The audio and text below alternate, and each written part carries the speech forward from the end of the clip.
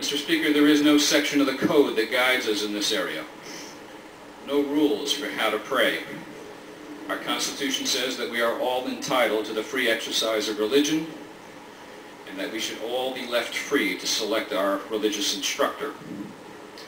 But as I said, we can all argue on end whether these pronouncements better support this delegate's position or that of the gentleman from Grayson.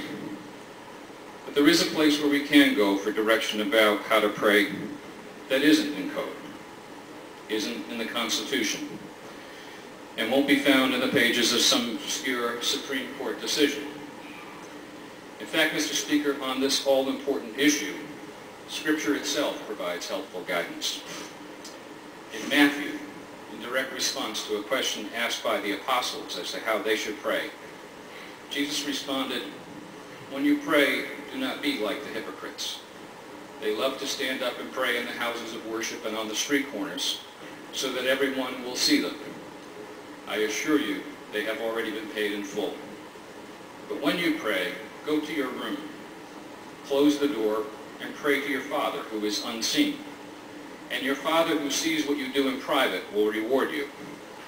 When you pray, do not use a lot of meaningless words as the pagans do, who think that their gods will hear them because their prayers are long. Do not be like them. Your Father already knows what you need before you ask Him."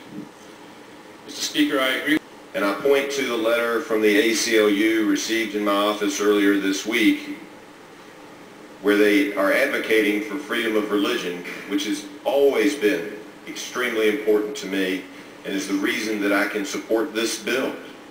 All are free to profess and by argument to maintain their opinions on matters of religion, and that the same in no wise diminish, enlarge, or affect their civil capacities.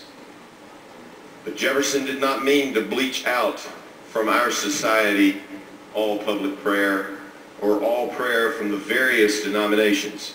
Every denomination should be allowed to pray. Every religious sect should be allowed to pray. They should, as we have done here for many years, be invited to pray at public events. But Thomas Jefferson didn't agree with them on religion, but he agreed they should be protected from the government regulating their prayers or punishing them for praying in the way they saw fit to pray.